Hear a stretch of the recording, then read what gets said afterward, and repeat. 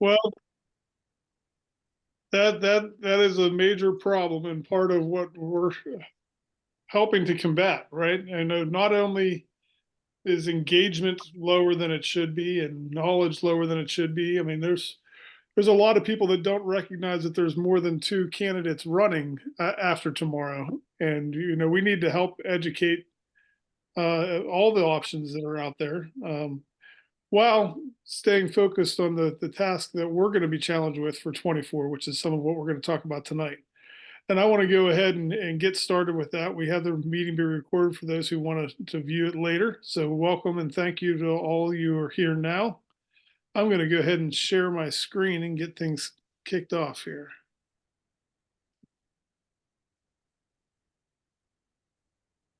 So this is our Pennsylvania statewide January 24 meeting. And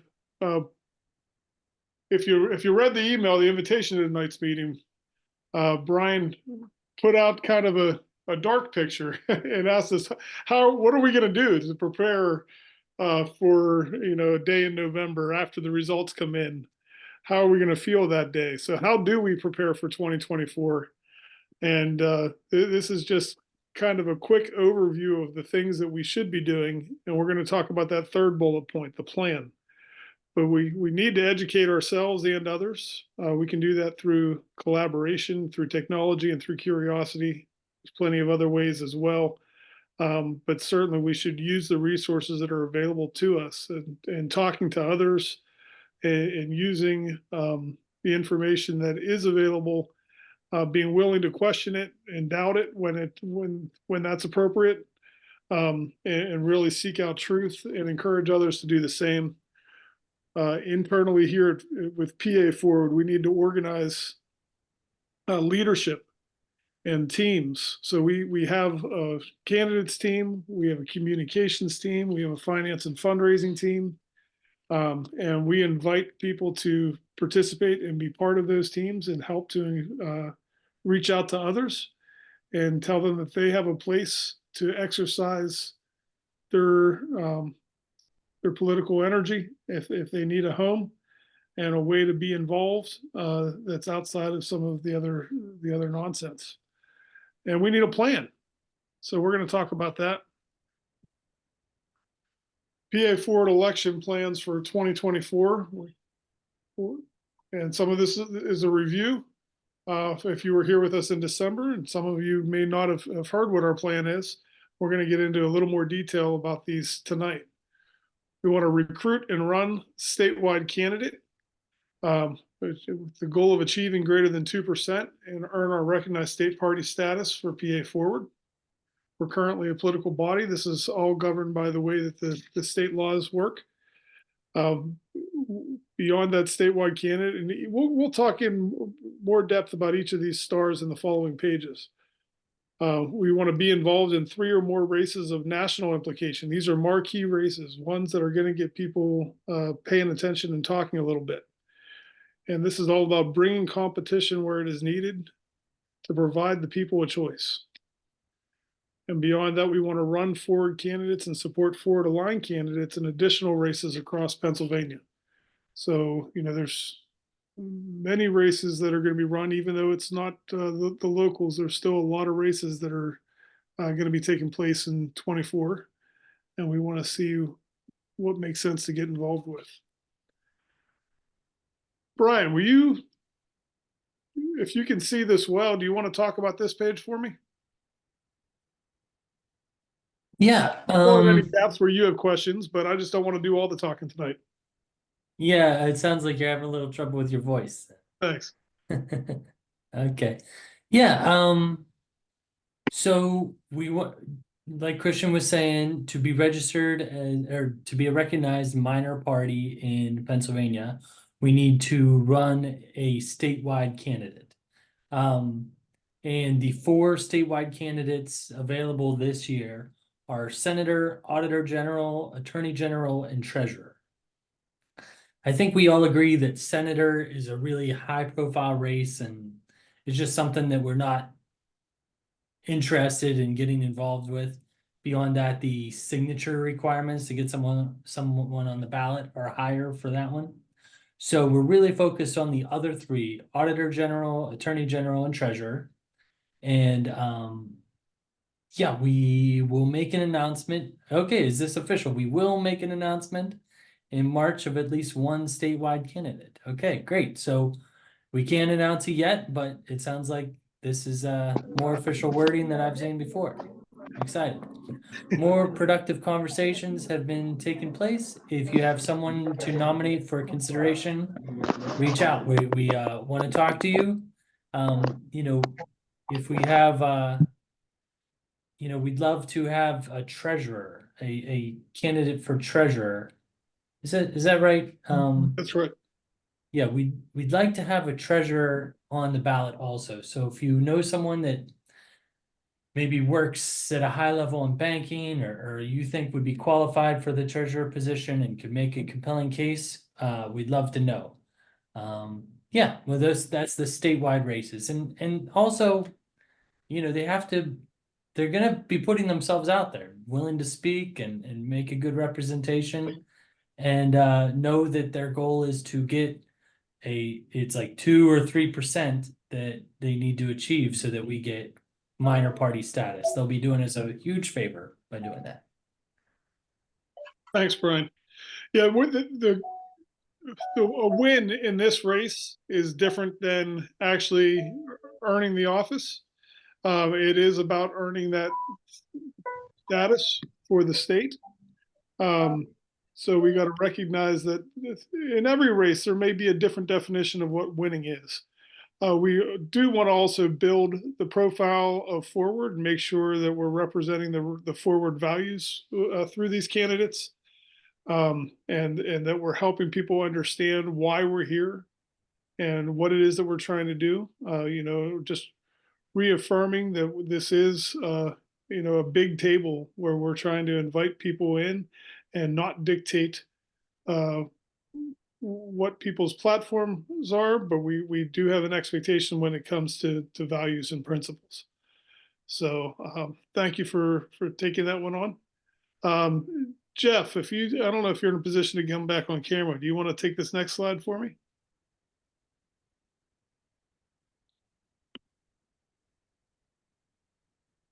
Okay, so we're looking, one of the things we're trying to do is find races where we can have some impact. So right now, we're trying to identify races where the Ford alignment can help challenge in a race and enable voters to have a choice. There's different ways that we can approach this. Some of it is getting a candidate to actually run as a Ford party. That's kind of like the real stretch. But in many cases, you may be able to find a candidate that's a really good candidate that supports our values, that's willing to basically talk through those values, and that may be somebody that will align themselves with the Ford party, but retain their major party basically status, so that people recognize their general views are typically Republican or Democrat, whatever that may be.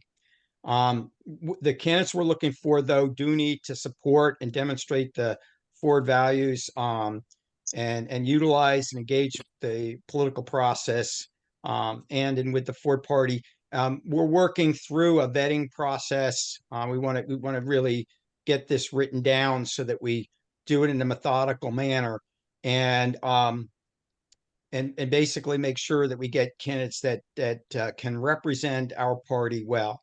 And part of doing this is it gets us some media. What we can offer is media involvement. We can do I think we do more than just the media involvement.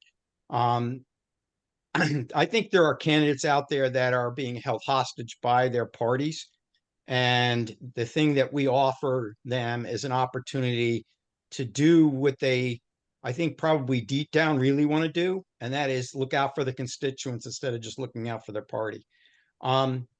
We're going to be going through and looking for races that are meet this criteria. We talked about the 3 high-profile races. We're also going to be looking at at Pennsylvania state and House races where we may be able to have an impact. So we're going to be scanning through, looking for cases where the incumbent's not running, looking for cases where, based on the past election or the primary election, it indicates that the voters aren't maybe 100% satisfied with the candidate, and maybe there's an opportunity to basically get somebody to help challenge in those situations.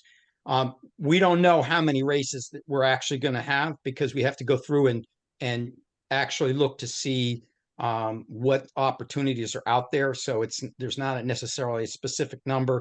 It'll be more of looking at the opportunities. But there are a lot of House districts out there. And so, ballpark, we'll probably try and shoot for maybe 10% of them to try and get involved. We will be needing help. I mean, this is a process you have to go through. There's some research process to find out, where the incumbents are not running for re-election, how did they do last election, all those kinds of things. We have put together basically a pretty simple thing to go through, but it's just time consuming. So there's going to be a training the first week of February. We're looking for some volunteers to help us do this research. One of the things that we struggled with last year is getting through that process quickly enough so that we could have an impact. Had we had maybe a little more help or been able to get through a little quicker, I think there were more opportunities for us to have actually gotten Ford Party people elected. But we just, we needed a little more help getting through the process in an expeditious manner. So the other thing, aside from looking for candidates, looking for positions, looking for opportunities, one thing that's really important is trying to look for potential candidates. So if you know of somebody that really would be somebody that would be helpful and really demonstrates Ford Party values well, we're certainly willing to accept those nominations, including yourselves.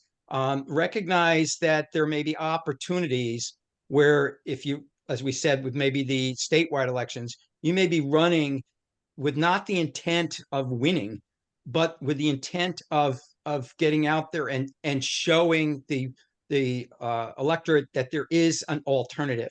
So it becomes an educating process rather than trying to win the seat. So that's what we're looking for. Thank you, Jeff. That was great. So I would that, also Yes. like to point out, if you are thinking about running for an office under the Ford banner, you do have to disaffiliate with the major parties by, I'm going to say March, or 30 days prior to the primary. So yeah, March. Yeah, I think it's like March 23rd or something like that. Yeah, so that's a date that's non-negotiable, but that's always a major issue with third parties in the state. A lot of people, good candidates, have been kicked off the ballot for that reason alone. Yes, thank you, Ben. Good reminder there. All right. So we're going to move on to building community. Beyond just the elections, a part of how we're going to help support candidates and also find some of our candidates is through the relationships we've built with the reform groups. There's plenty of very active nonpartisan groups that have been working hard at different advocacy throughout the state. We've been able to meet many of the people that are active there. We encourage you to also be involved. Check them out. Two of the organizations that, as an organization here at Forward, we have endorsed as Ballot PA and Fair Districts. There's others that we'll probably be endorsing as the year moves on. But we have ongoing conversations with many of the leaders, including Common Cause, League of Women Voters, March on Harrisburg, Bravery Angels, Independence of PA, and just trying to learn and understand everything that they have going on And this PA Democracy Collaborative is a newly formed group of some of the leaders of these groups, and with an effort to share information and make sure that all of us are aware of what one another are doing for both educational purposes, and the different events that are happening. And one that's actually happening tomorrow is March on Harrisburg in celebration of 123 RCV Day. They are doing a ranked choice voting day virtual policy workshop. So if you go to the March on Harrisburg website and go under events, you will find a link to sign up for that event or to attend that event. It's happening tomorrow night. Let me double check my other tab here. I believe it's at 8 o'clock. But they're going to be talking about the two bills that are actually being considered, that are up for consideration right now here in the state of Pennsylvania. And what a difference having ranked choice voting would make to help empower voters to vote with their conscience and not feel like they have to just take the lesser of two evils.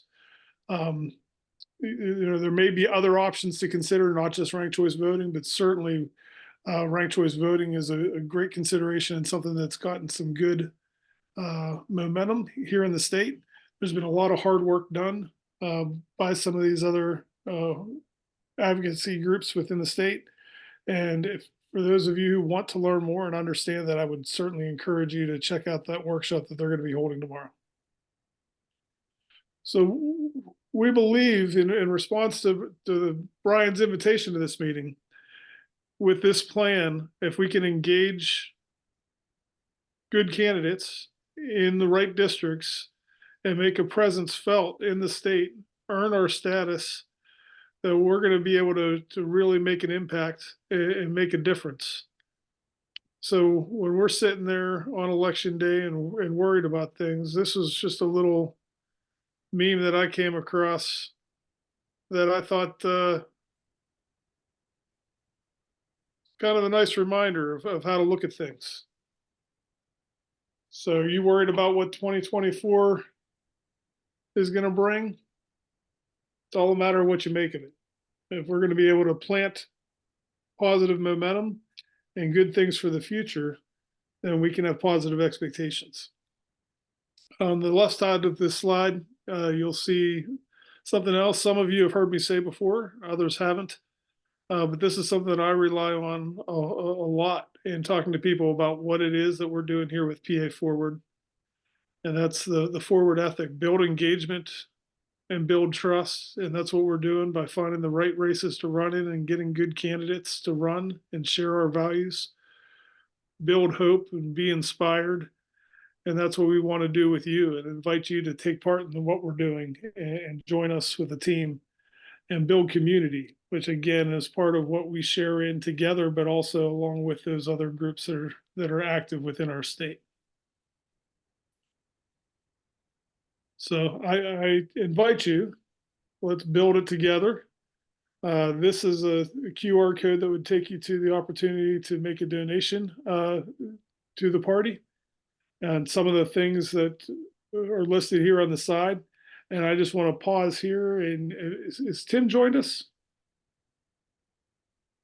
Oh, yeah. Yeah, Tim, I'd love for you to jump in and talk a little bit about what you're doing with organizing the fundraising and beyond people just giving directly. What else can they do to help support the fundraising effort that you're leading? Well, there's a whole bunch there. Let me just give a couple points and we could open up for conversation. We've got a huge challenge in front of us if we're about to pass a budget and accomplish all we're going to accomplish. And we as a leadership team really can't do that unless we also see a pathway to raise the money to support that budget. And that's going to be a huge challenge. The good news is that last year we raised almost $100,000 from about 51 of the leaders, most of the people on this call and a number of others. But we've got a long way to go if we're going to adopt a multi-$1,000 budget for next year. The fundraising committee has been, and the finance committee have both been very underpopulated. And we're going to need to increase members of both of those components. They work very closely together. Jack isn't on the call tonight, but Jack and I basically have been the core of those parties, and that's not sustainable. So we're going to need folks from every region to become involved, both with the finance and the building county-based leaders and running candidates and raising money. We're refocusing the fundraising on a couple different areas. We're going to depend heavily on the communications crowd, primarily Gabe McGuire and Brian, to really put together a significant social marketing messaging program for mass donors. We haven't been successful at that. Our state's fundraising task group, which has about 9 states involved, are also having similar problems, and we asked for some assistance in that area. But we need all of your help to do that. We need everybody to make a financial commitment to next year, according to their capacity. Every gift is a very important gift. We're going to need some significant large gifts, and we're going to need many, many, many smaller gifts. And those are the challenges that we're going to face. We're focusing on 4 areas. I just mentioned the communications part for mass communications. Christian has some ideas around a fundraising campaign for small donor dollar fundraising that we need to focus some volunteers on. We need to pull together events, a couple large events, but a lot of small events. Peter Knight and Jessica Forsall is planning a event Thursday in Doylestown, Bucks County. And I know Ben has some plans in Pittsburgh in a week or so. We also have a couple major cultivation events planned for Philadelphia and hopefully Pittsburgh and maybe even Harrisburg if we can do it. But it's all going to take people. And so my message to all of you is you've got to get involved and do what you can do. Make a commitment financially to what you can do, and you can give through the national page. And we split that, we get 70% and national gets 30%. If you want, you can give directly to our Pennsylvania account by contacting me or Jack Merritt. And many of you give in-kind contributions, and we're also tracking those. We've got some significant opportunities and significant challenges. And let me just stop there. And if there are any comments or questions, I didn't mention the most important thing. The events we're going to do, the 4th thing we're going to do is individual solicitations. We have a list now of 50 suspects, 10 of which are assigned to folks, 10 of which we know that they have capacity. We need to identify somebody, contact them. And we have about 30 that are just in research stage. We need all of you to identify people in your communities who have the capacity to give $1,000 or maybe $10,000 everywhere. And we want to build out person by person, neighborhood by neighborhood. And that's what we're going to be focused on fundraising wise. Nick, I see a hand. Yeah. Hey, everybody. Good to see you. Yeah, it's good to see you guys too. So I'm in a unique position. I'm actually in California, so I'm not in Pennsylvania, but I am working with a candidate in Pennsylvania in Bucks County. This lady, Brittany, wants to run for town supervisor, and she wants to raise money. I mean, she's committed to doing it. She ran in 23, and because of the way Pennsylvania works, she can continue her campaign going to 25. So we've got this whole year stretch where she's dedicated to at least getting herself elected or trying and raising money to do that. And I was just wondering if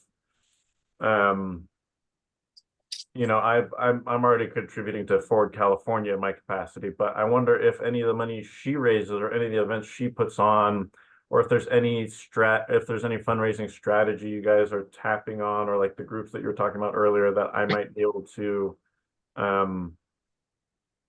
associate with, or think about fundraising strategies with, and how that could play into your guys' like statewide goals.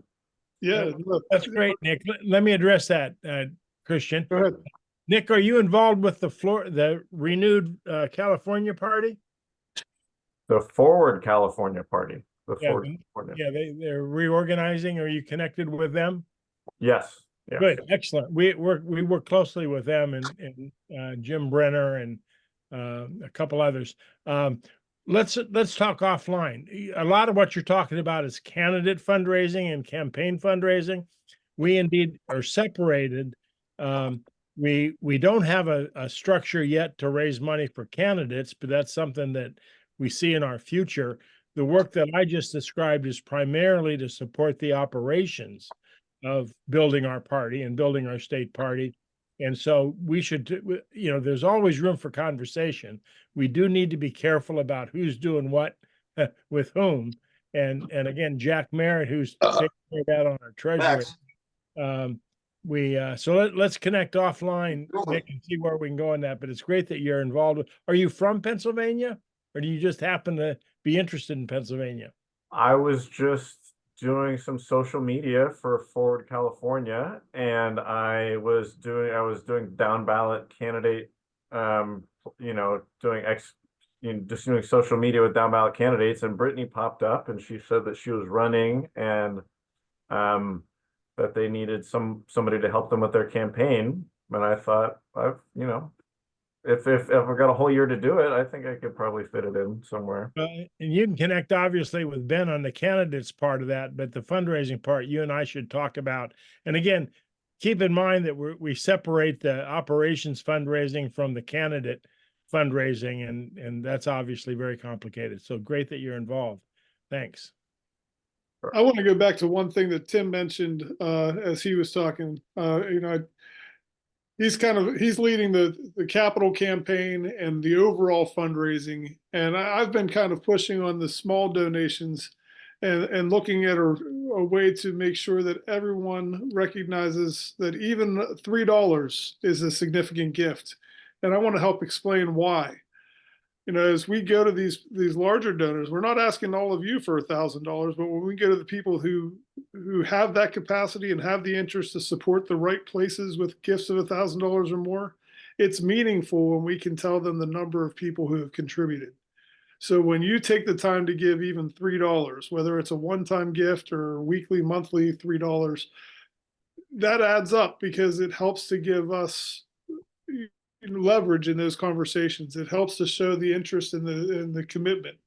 So I certainly hope that you might consider even that one-time gift is important as much as the larger gifts. And we want to work on both ends in parallel. And certainly if you know other people who we should be connecting with, and they could be on either spectrum. They might be somebody that we should be having the larger conversation with, or somebody else who just wants to make sure that there's choice. And that, like I said, we're trying to set a big table and not dictate what people should think. We're more concerned about the principles and values, and we want to make sure that we can find that kind of reform that brings engagement from everyone. And that's what we're fighting for. And if you have friends who think along those lines, we want to invite them to participate as well. Let me mention what Christian said about monthly gifts. We have the infamous Valamont initiative, and Ben was the first person almost a year ago to make a monthly commitment to us. The good news is we have about 8 folks who are indeed making monthly commitments to us. All of the gifts this year have been from those folks making their monthly commitment. And we'd love for people to give whatever they can give on a monthly basis. $10 a month, $120 a year. We do need people to recognize, first of all, every gift is important. Much as all of you do something for Forward, the fact that you're here tonight, you're giving your time. Hopefully you're giving your expertise. And we want to say that to everybody. Don't just give us money, but join us. Get involved with us in your community, in your county, in your region, et cetera, et cetera. We do need gifts of $1,000. We have giving clubs at $500, $1,000, $5,000, and $10,000. And we need a couple of those. To be successful, we're going to need a handful of those and a whole bunch of smaller gifts. And so that's why what Christian has in mind in terms of, we have not been successful at small dollar fundraising. You know, we made a number of requests to our entire Nation Builder database of 4,500 people, and 15% of those opened the emails, but we've only got a couple of donors. And again, this is the problem we're Forward parties in every state is dealing with. And we've just had a meeting earlier tonight to discuss that and get some assistance. So we need support across the board. And you know, we're the leadership group, and we do need everybody in leadership to lead. And what we're hoping to do, because we're about ready to consider a significant budget, we'd love all of you to consider making your commitment for this year just by telling us what it is, and then you'll pay it whenever you want, either in monthly installments or quarterly installments, or whenever you choose to do that. We've been very successful in the last year, but we're going to need to become hugely successful going forward. And so I welcome all of your engagement and approach me offline to talk about any consideration. So thank you all very much for your consideration. Thanks, Tim. You bet. Brian, do you want to give an update on the communications team, just a brief one? And then opportunity for people to get there? Yeah, I mean, we have some new people on the communication team. We're still meeting up Thursdays at 3 p.m. If you were interested in getting in on that, we'd love to have you. We have some new things to figure out. We're putting together a flyer, for lack of a better word, to get the word out about looking for candidates. How do you cast this net? How do you find the candidates? How do you, get the word out there with our friendly organizations and try and convince some people? We're not the candidate team, but we're trying to reach these people. So that's new for us.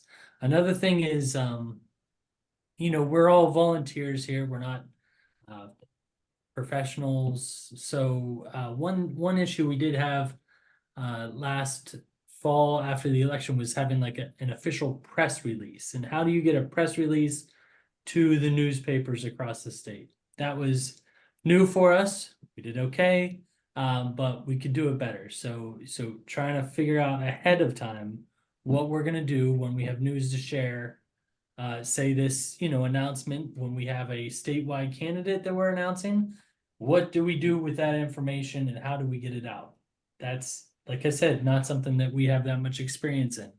So if you have ideas about how to do that, please reach out. That would be a big help.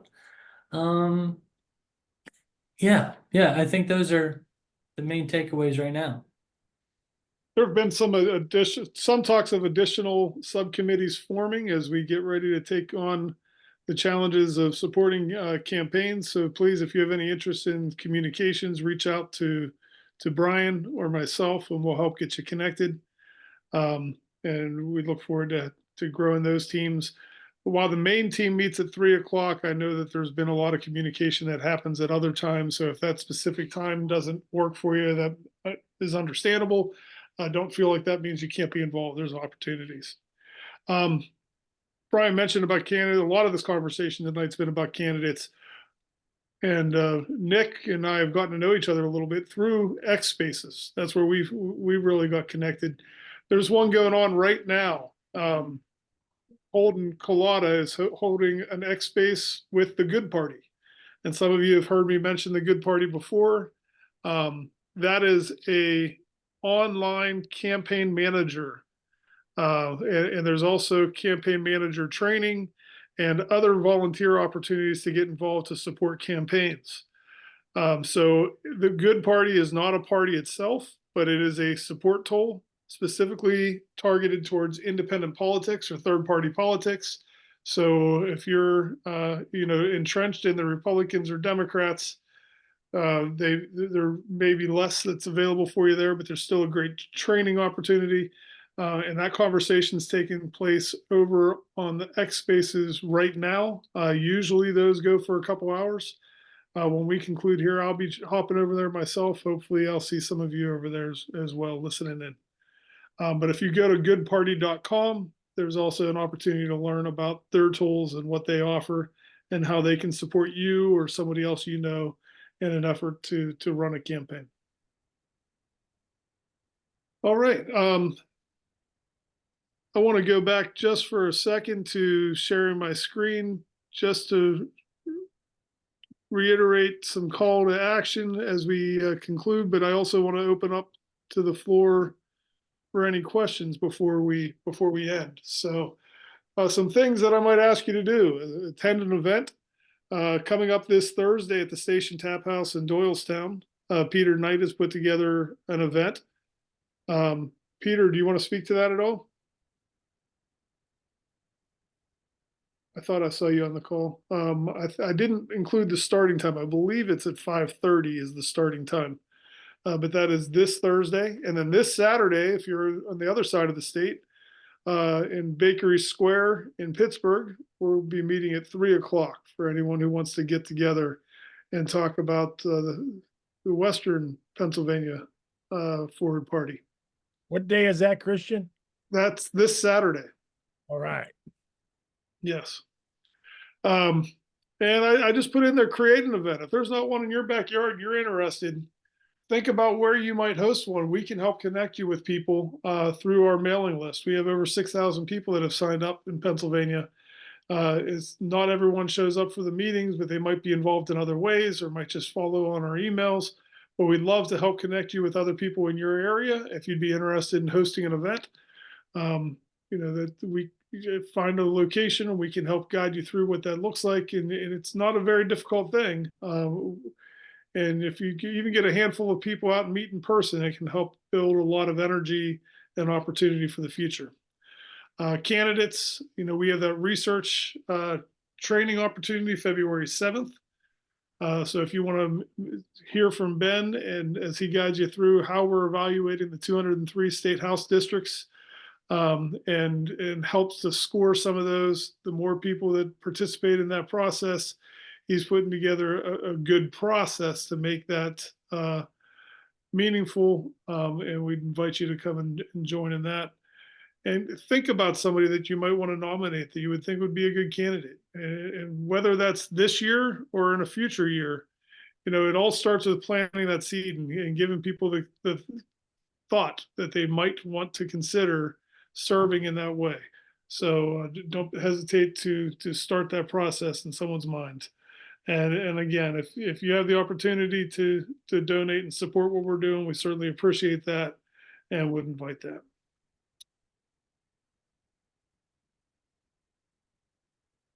I haven't kept up completely on the chat. I tried to read through a little bit. I'm not sure if anybody needs to call anything else that's been added to the chat or if there's any other questions before we wrap up the meeting here. I just want to open up the floor.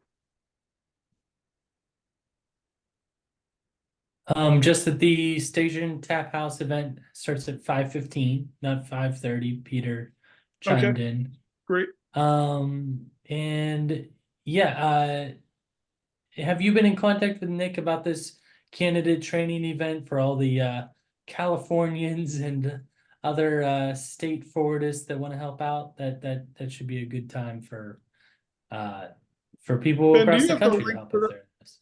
Ben, do you have the link available for that by any chance?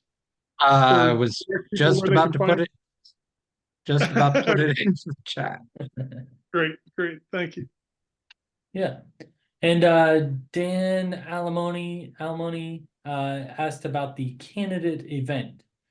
Dan, did you mean to train to be a candidate, or were you talking about that candidate recruitment training that Ben was Whatever talking about? Christian was just talking about, I just missed the particulars. Oh, okay. Yeah, that's Ben will get that in the chat.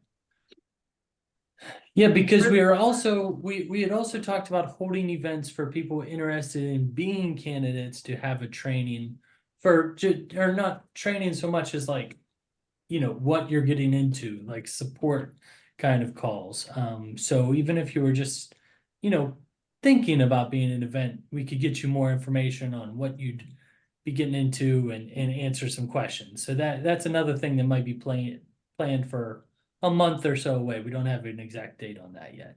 But let us know if you're interested in attending something like that. Yeah, the event on the 7th is more of helping us find which races in the state house are